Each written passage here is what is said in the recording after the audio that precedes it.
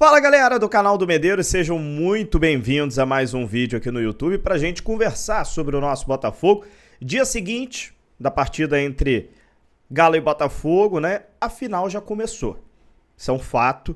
Dia 30 tem jogo aí pela final da Libertadores em Buenos Aires, no Monumental de Núñez.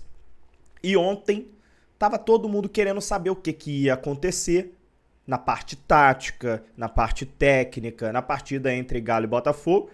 Porém, não esperávamos que, além da parte tática e técnica, teria também provocações, confusão no final do jogo, mas tivemos. E é uma prévia do que vem aí para o dia 30.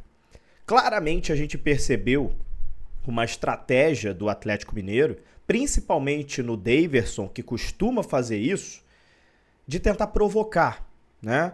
Aquela coisa do Daverson de ficar fazendo alguns lances bobos dentro do gramado, irritando o adversário, né? Logo no início da partida ele deu uma puxada na perna, o Barbosa já deu um chega pra lá nele, e aí depois ele deveria ter sido expulso, o Daverson, porque acertou uma cotovelada no Barbosa, o VAR não chamou nesse lance, né?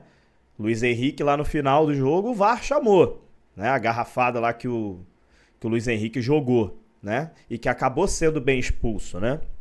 O Luiz Henrique perdeu a cabeça naquele momento ali, né? Viu aquela confusão toda, tacou uma garrafa, pegou no segurança, foi bem expulso. Mas o Daverson deveria ter sido expulso também durante a partida pela cotovelada que deu no Barbosa. Então o jogo foi se desenhando na parte de provocação para o Atlético Mineiro, que estava doido por uma parte anímica nessa partida, digamos assim, porque o Atlético realmente está numa má fase, perdeu a final da Copa do Brasil para o Flamengo, nos últimos 10 jogos o Atlético só venceu 1, então o Atlético estava querendo se agarrar em alguma coisa, em algum fato novo, para poder se motivar, talvez, para poder criar ali um estado anímico, né, no Atlético Mineiro, para poder criar esse clima de final. Mais ou menos isso que o Atlético veio, né, na parte de provocação, assim, tentar criar com o Botafogo na partida de ontem.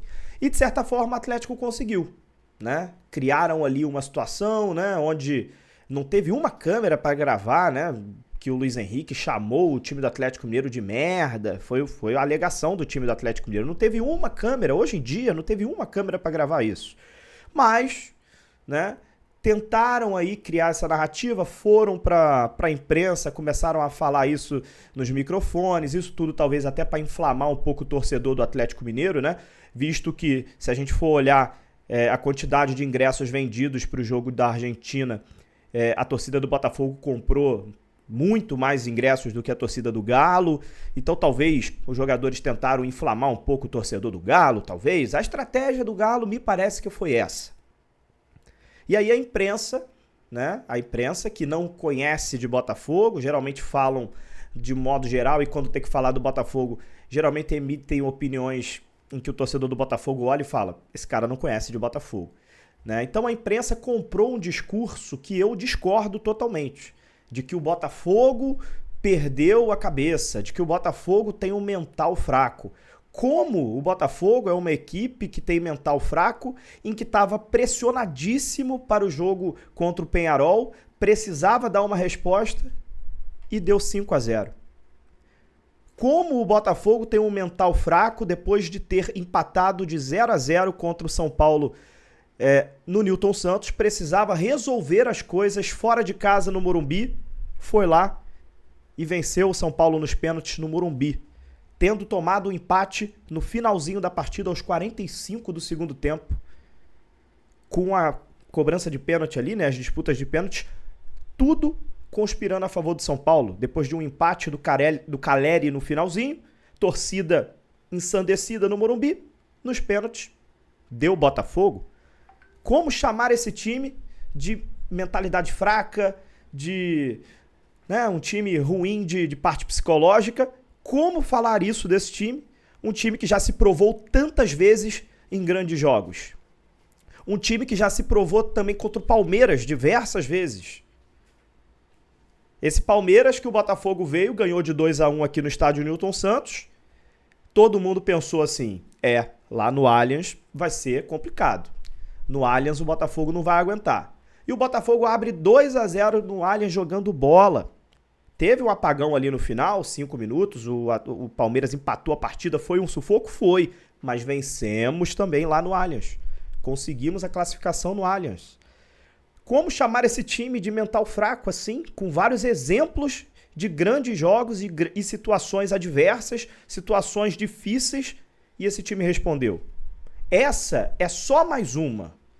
É só mais uma situação onde esse time vai ter que se provar novamente e eu tenho certeza absoluta que vai. Eu tenho certeza absoluta. E o momento agora não é do Botafogo responder em palavras, é responder em campo. Esse é o momento. Tá certo o Luiz Henrique, tá certo o Botafogo em ficar calado neste momento.